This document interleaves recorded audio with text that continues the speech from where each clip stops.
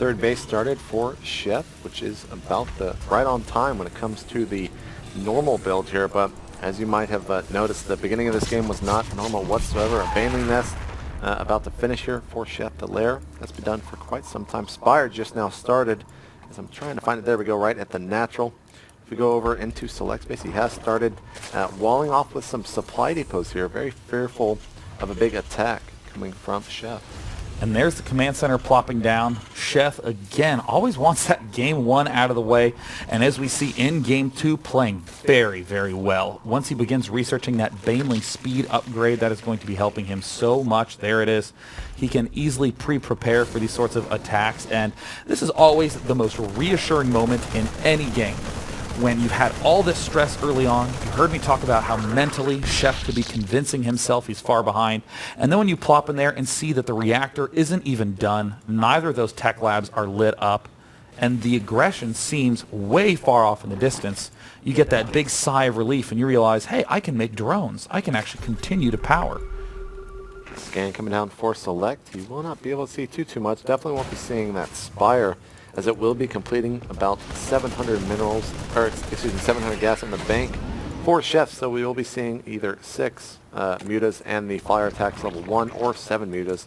We had a drop for Select, not do too much. Looks like he is going to try it once again, but these Lings almost scouting it, and a 4th base is being taken by Sheth. Wow, I love that Sheth sent the drone early, and then when he had 300, planted it down. It's very, oh, that stinks for Select. Sheth spots the medevac. But you know what, with Sheth, I mean, that's great play. So often players will just have 300, select a drone here, say build, and the entire time the drone is moving, that 300 is sitting idle, not yet spent. Great play there, Sheth now getting his spine crawlers up. But the problem is, as great as Sheth's recovery has been, Select is gearing up to take a 3rd and go into a very powerful late game with tons of Marines. Mutas will catch this drop. Yeah. Will not be able to land. Well, they land about half the Marines, but they don't really do a whole lot of damage. Really no damage whatsoever. Great creep spread coming out of Sheth right now, as he almost has his entire portion of the map all the way up to Select's base. And looks like this is going to signal the moment for Select to move out. He does not want Sheth to get a huge amount of mutas, and he knows that he just produced quite a bit of mutas, so he does not expect too many Banelings coming out of the Zerg player. So there's the stim and sprint forward. This is going to be the sign to morph Banelings for Sheth. He has not morphed any quite yet, and there is a giant pack flopping down. Sheth doing the smart thing, trying to pick off those reinforcements. A couple of Marauders in that mixture. Interesting to see Select favoring that heavy unit. No roaches on the field, but he did scan and see a roach warren, so it looks like a little bit of a misread. And now Select is starting to siege up on that ridge and might begin unloading up onto the high ground. I love this play, the fact that he's not going straight for that natural. That is a lot of Banelings, though, at the natural of Sheth. He's going to use, looks like an elevator drop here to go up into the main base, using the Marauders up front to go ahead and take the front of the Banelings coming in here. When is this attack going to happen? A huge counterattack coming from Sheth. There is a huge amount of Lings. They're swinging all the way around. Mutas are trying to get in here and trying to pick off the tanks. Oh, he's got to be careful. That is a huge counterattack, Sean. He is moving right up into the main. There's a little tiny hole that everything can slip back through. The Mutalisk doing amazing amounts of damage. Only 2 series have gone to a 3rd game, and it looks like Sheth might be able to make this the 3rd series where that is true. Where did the Mutalisk pull back to? Did he just lose all those Mutalisks at the front? Oh, that would be terrible. We do see 10 Mutalisks on the field, hidden somewhere. Right here. Moving down to the bottom to clean up a little tiny pack. And we see a couple of Mutalisks still packed there, but the natural expansion of Select is in complete and total shambles. The spawning pool now being targeted by Select. Can he take it down? And it looks like no, he cannot. Select now completely falling apart despite that insane opening. We now see a tank trying to unload. It gets taken down.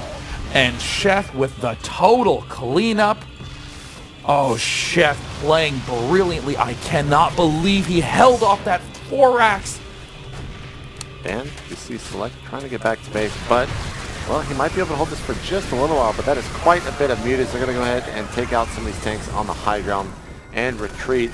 Oh, remember those Banelings? Oh, yeah, the Banelings were never even used there. And that was just a great counterattack into the natural expansion of Select. Select not going to give up the pressure, is making another drop attempt I mean, we've seen some amazing defense, a great counterattack decision by Sheth, but I cannot emphasize enough. Oh, burrowed banelings. I cannot emphasize enough how impressive it is to me that Sheth not only held off that 2 racks. Ooh, nice scan. Wow, very good spider sense by Select. Oh, and now the Mutalists come into the back, now taking out the tech labs, the vulnerable structures. You see that drop now, hooking back to this bottom expansion that Select so desperately needs to kill off. And it looks like the tank will manage to pop out, but I mean, the Mutalist count is almost higher than the Marine count, 22 to 27. This is a very Idra-esque type army composition right now coming out of Sheth. He's continued to add on mutas this entire time, also counterattacking, and just a huge amount of lings and banelings. As I think Sheth might be going for a big attack here. We see drops all over the place coming out of Select, but at the same time, Sean, there is a huge amount of banelings here at the 11 o'clock position as the mutas are still trying to harass in that main base of Select. Looks like Sheth is not as concerned about all these drops. He has plenty of Zerglings there to deal with everything. There is one in the main, and oh, they know exactly what they're going for. The spawning pool is almost certainly going to fall. Can the Mutalists get there in time? And oh, a transfuse! Oh, and he lifts back up the transfuse. No, oh, just barely enough. Sheth can do no wrong at this point. Select, or excuse me, Sheth will be falling back. I think he was trying to snipe a 3rd base. He did plant some banelings there in the middle lines. Another drop. Oh, and he doesn't quite get it. Can he? Oh, another transfuse.